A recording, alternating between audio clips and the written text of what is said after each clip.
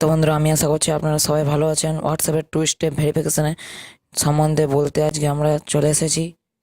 আগে বাড়ার আগে একটা কথা মনে রাখবেন, অবশ্যই আমাদের ভিডিওর নিচে যে লাল রঙের সাবস্ক্রাইব বাটনটা দেখতে পাবেন সেটাতে প্রেস করে আমাদের চ্যানেলটাকে সাবস্ক্রাইব করবেন, এবং তার পাশে যে নোটিফিকেশান বেলটা দেখতে পাবেন সেটাতেও ক্লিক করবেন, যাতে আমাদের চ্যানেলের লেটেস্ট আপডেট ভিডিও আপনি সবথেকে প্রথমে দেখতে পান।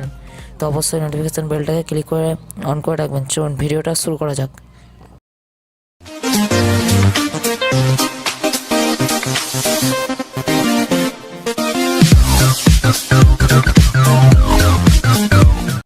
তো বন্ধুরা, হোয়াটসঅ্যাপের টু স্টেপ ভেরিফিকেশান কী এটা বলার জন্য আমি এই ভিডিওটা আজকে বানিয়েছি। তো প্রথমে আপনি আপনার হোয়াটসঅ্যাপটাকে ওপেন করে নেবেন।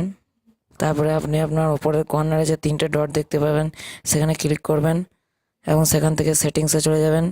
সেটিংসে আপনি অ্যাকাউন্টের অপশান দেখতে পাবেন, সেই অ্যাকাউন্টে ক্লিক করবেন, এবং সেখানে আপনি টু স্টেপ ভেরিফিকেশানের অপশানটাও দেখতে পাবেন, সেখানে আপনি ক্লিক করবেন।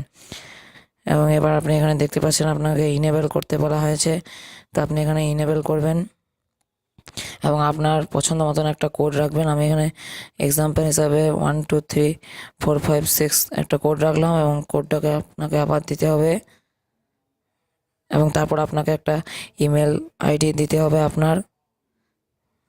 আমি আমার ইমেলটা দিয়ে নিচ্ছি। তো বন্ধুরা, আমি এখানে আমার ইমেল আইডিটা দিয়ে নিয়েছি। এবার নেক্সট করব, আর আপনাকে আরেকবার আপনার ইমেল আইডিটা দিতে হবে কনফার্ম করার জন্য, এবং কনফার্ম হয়ে আরেকবার দিয়ে নিয়ে সেটাকে আপনি সেভে ক্লিক করবেন, এবং দেখানো হচ্ছে এখানে টু স্টেপ ভেরিফিকেশান ইনেবল হয়ে গেছে। তো আপনি এবারে এই টু স্টেপ ভেরিফিকেশানটাকে ডিসেবল করতে পারেন, এবং এর যে পিনকোডটা সেটাকে চেঞ্জ করতে পারেন, এবং ইমেল অ্যাড্রেসটাকেও চেঞ্জ করতে পারেন। তো আপনি এই টু স্টেপ ভেরিফিকেশানটা অবশ্যই করে রাখবেন। এটা হোয়াটসঅ্যাপ কোম্পানির দিক থেকে একটা নতুন আপডেট, যাতে আপনার হোয়াটসঅ্যাপটা আরও সিকিওর হয়।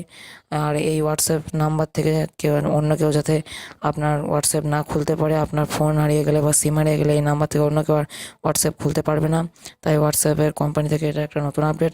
আপনি অবশ্যই টু স্টেপ ভেরিফিকেশানটা করে নেবেন, এবং এই যে কোডটা এটাকে আপনি মনে রাখবেন, অথবা কিছুতে আপনি এটাকে লিখে রাখবেন যাতে আপনার এটা মনে থাকে, কারণ এটা হারিয়ে গেলে আপনার অসুবিধা হতে পারে। তাই কোডটা আপনি অবশ্যই মনে রাখবেন।